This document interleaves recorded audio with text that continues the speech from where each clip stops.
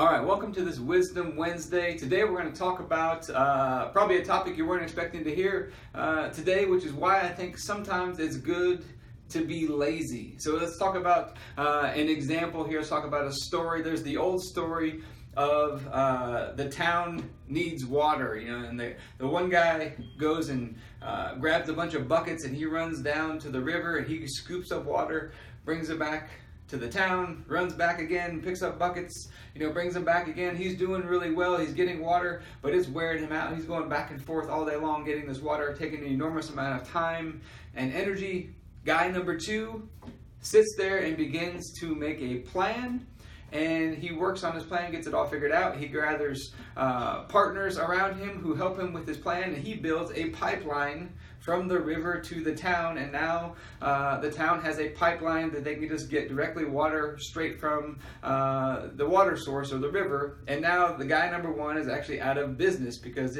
he has to charge more, all these types of things. And so guy number two actually took a more lazy approach, and what he was looking for a better way. He was looking for a more efficient way to do things. So for example, another example in the world of fitness, we see people counting their steps these days. Now, I'm not against counting your steps, but here's what I am against. Counting your steps, people think, oh, I'm going to get 10,000 steps, then I'm going to get 15,000 steps, then I'm going to get 20,000 steps. And you keep adding more and more, and you're just adding more time. And what I would tell you is, counting your steps can help you to lose some weight. There's a beneficial part of it up to a point, but at a certain point, it's never going to get you super lean or super ripped or super muscular or any of those types of things. It can help you to burn some extra calories and burn some weight. But on the other hand, you find somebody like Usain Bolt. He goes out and runs 100 meters in less than 10 seconds.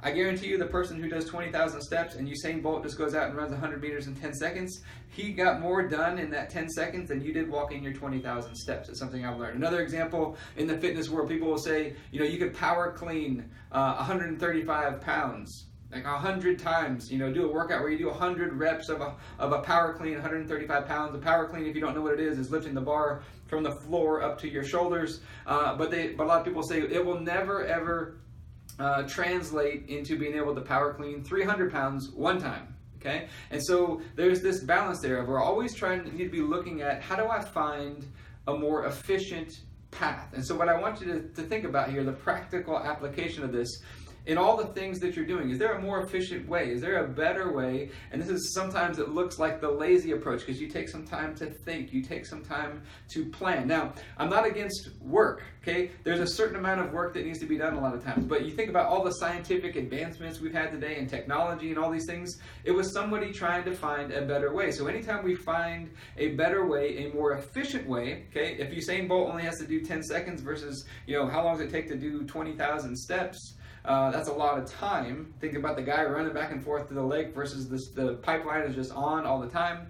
Okay, we find a more efficient way. What does it do? It frees up more time so that I can do even more. I can be more productive in even more areas. Think about all the technology today. Your car, airplanes, computers, all these things, they actually are more efficient ways to do things, and they save you time so that you can focus on other things that can be a more productive use of your time. So it allows us to make progress and begin to stack things even faster. So what do we need to do?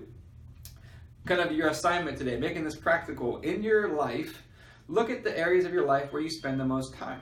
Okay, it could be in your job, it could be in your workouts. What are the areas in your workouts, in your job, whatever it is that you're doing, where are you spending the most time, and how could you do it more efficiently? Okay, what would be a better way to do it and to get more efficient would be a way to look at this. This is an interesting example. If you look in the Bible, it talks about Jesus has these four faces: the lion, the lamb, the ox, the man. And I find it interesting. There's these different perspectives. Sometimes we have to put on our work. So sometimes there's a certain amount of work. For example, Usain Bolt wouldn't have been able to get to the place where he ran 100 meters in less than 10 seconds if he didn't put in the work on this side, but he kept getting more and more efficient as he went. So there's a place where we have to put in the work, but there's also a place where we have to get more efficient. So you think of the example of the lion. The lion sits around all day, and then he pounces. He's very efficient. He pounces on his prey, and then he can rest again, okay? We want to be working at the same time. We want to be good at doing the work, but we also want to get more and more efficient over time as we go, because it allows us to progress to the next level of things. It frees up more time. It allows you to buy more time as you get more effective and more efficient at the things that you are doing. So that's the take-home lesson. The areas where you're spending the most time, I want you to take some, sit down and make some plans. What can I do to get more efficient? Like, a lot of times we think planning is a waste of time and sitting down and kind of getting still. But if it allows you to get more efficient, it's actually buying you more time. Okay? And so that's the thing. Take some time to sit down. What can I do more efficiently in my life to buy me more time? Is there any area of my life where I'm working, and I feel like I'm spinning my wheels and I'm not really getting anywhere?